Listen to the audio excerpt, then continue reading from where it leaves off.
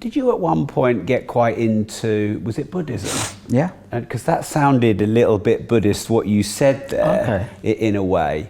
What got you into that, and how did that help you? I think what kind of got me into that was I went into rehab, I think it was in 2000. I was having some problems with drinking and smoking a bit of dope at the time and stuff like that. And I kind of got to a point where it wasn't fun, it wasn't really giving me the release that it did when I first started. And I kind of thought I need to really knock this on the head, because obviously, you know, I was getting drug tested quite a lot as a player, and I thought, you know, this dope stays in the system for like 30 days, you know, so like I was starting to have to miss tournaments, miss events, just because I thought I might get tested, and I'd rather not play than get tested again for cannabis, because I got done once for it. And so I was kind of like, I thought I'm screwed here. Unless I find a way to get off this weed and this beer, I'm like, you know, maybe it's time to retire. And I was only like 24, and I thought, what else am I going to do in my time? I only know how to play snooker. It's not like I could go and do anything else. So I stuck myself in, well, I didn't stick myself into a rehab, somebody else did. I thought, that's a bit harsh though, you know, like, I thought that was for hardcore addicts, you know, and but for me it was probably the best thing I ever done, you know, so I got a month off of everything, came out, and I've never looked back really, and part of the process of kind of getting well, if you like, was to try and find a higher power. A lot of people went to religion. I thought, I'm not really down with rules, you know, I'm not good with rules. So I thought, anyone telling me that I've got to do this and do that and do this and do that, I was like, you know, but I tried it, and I can see why people like it, and it can work. It can work for some people. It can work for some people, but it just wasn't going to work for me. So Buddhism was kind of like I don't know, it was something that I thought maybe kind of could give me some structure, give me some peace, because I needed a bit of peace of mind, you know, within this snooker depression, within this sport that I really think is a tough sport, what it is for me, some people it might not be. I need to find that little bit of inner peace, you know, that place where I can take myself to and just kind of like feel all right about myself, you know, whether I play well or not. If I can take myself to that place where I think, you know, life's okay, then I'm able to probably cope with the demands of snooker. So Buddhism was a good one for me, because it allowed me to just try and just find that contentment without handing my life over to this higher power that already had the plan made, you know. So for me, when I looked at like a God in a way, I kind of thought, if he's already made the decisions, what's the point of me putting in the effort? And I mean, I could try really hard here all day, and yet he's already made the decision. And that really bothered me.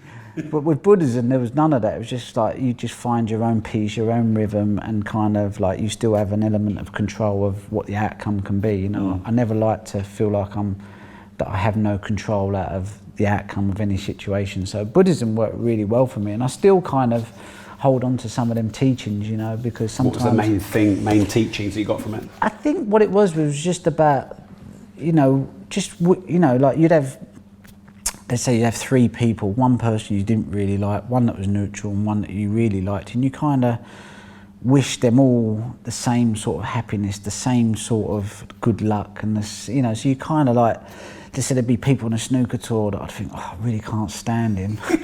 But I'd have to start wishing him really happiness for him and his family. And actually, it made me feel a lot more okay with him, you know. And in the end, I had a better relationship with this guy. So I totally bought into it in a way, you know, because why wouldn't you want to wish someone well, you know? Because I didn't get on well with him, you know, he's still a father, he's still a husband, he's still got his own life going on.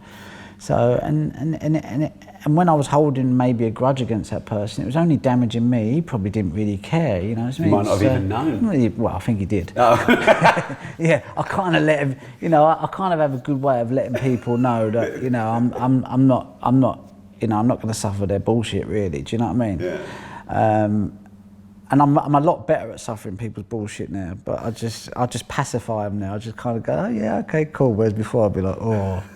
Do you know what I mean? I want them to know that I think they're not that I'm not really down with them. So, but no, I'm a lot more gentler now, and also I think as well with faults, like I was talking about faults in snooker. You know, you can kind of grab onto them, But with Buddhism, it's kind of like you don't try and get rid of them, but it's like a conveyor belt. Imagine like an Amazon of parcels going by. Every one of them parcels is a different thought, but you just let them go, and you look at them, and they go, and they go, and it's like you're training your mind to just kind of not deny them, but I'm not grabbing at them, you know, I'm not going to let them take hold of me. So, you know, it's a little bit like a Navy SEAL. You're training yourself to be able to perform under the most extreme pressures, and a lot of the stuff you do off the table benefits you on the table. So you kind of, as a sportsman, you always perform your best when you're content, you're relaxed, but you're ready to fight. You know, you have to be ready to fight, because if you haven't got that fighting spirit in you, then you can never really dominate your opponent, you know, because it's a tough world, you know, it's a tough sport, any sport, and only the fittest survive. So, you know, I never try to deny that fight in me, because that fight has got me through my career and has made me a tenacious, competitive opponent, and that's what's, you know, that's the most important thing. But within that, I think you can kind of do it and have peace as well, you know. Mm. So we found you saying that, and again, correct me if these are right or wrong. Yeah. I was the king of self-sabotage. Yeah. Is that something you said, and what did you mean by that? I didn't know it. I really didn't know it until I started working with Steve Peters. And then he went to one of the first times we met. He said, you know, you go into sabotage mode, and I was like, wow, I do. And it's like I said to you, like I get to Thursday and I'm like, I'm out of here. But that's sabotage. That wasn't. I mean, Steve calls it the chimp. So you got the human and the chimp, and my chimp would be like, you know what, I can't stand the pressure. I'm not going to beat this guy. Even if I get through this match, I'm going to lose on Friday. I might as well lose today. I might as well, you know, go home, have a few drinks, you know, have a barbecue. You know, so that's a form of sabotage, because I was grabbing on to them thoughts, and I believed they were really real. And it wasn't until after the game, so just say I've sabotaged the game, I'd get back to my room, I'd feel really, you know, all right about it. But then an hour later, I'd thinking, what an idiot, you know, I wish I could have tried a bit harder, I could have stuck in that match, and I'm quite gutted that I'm not going to be playing tomorrow. Yeah. And it was kind of, I was allowing that sabotage thoughts to take over. And since working with Steve Peters, he's made me realise that that's all bollocks. You know, them sabotage thoughts are not me. That's just the pressure, the situation, and that's me just going, I'm running for the exit door. Now I don't run for the exit door. I go, yeah, things might not be going for me, but I'm here to fight. And I'm here to fight to the last ball. And if I lose, I shake my opponent's hand and I go, you know what, well done, you've done well. So I've got no regrets.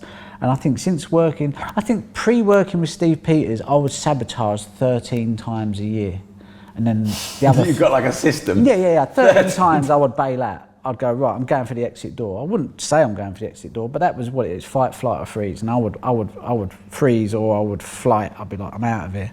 And since working with Steve Peters, which has been 10 years now, it's a decade, which is a long time, and he's one of my favourite humans. I love him, I really, really do. And he's helped me so much. I reckon I've sabotaged maybe 4 or 5 times in them 10 years. So that's a lot. So if you say like 13 times a year times 10, that's 130 sabotages. I've cut 130 down to 5 sabotages. That's good skills. So, and it just shows in the amount of tournaments that I've won since working with Steve Peters, because I've just learned to just fight, you know, and stay calm. Fight and stay calm. You know, and that's really what sabotage is all about, you know, and I just apply it into a lot of other things that I do in life, because, you know, I don't like too much hard work. I sometimes want to run away from it, but now I just face it and realise that if I do my best, that's enough, you know, and if my best is not good enough today, my best might be good enough the next day. So you just kind of have to just keep just showing up, really, you know. If you enjoyed this, if you want more, make sure you like the video, subscribe to the channel, turn on the notification bell, and remember, if you don't risk anything, you risk everything.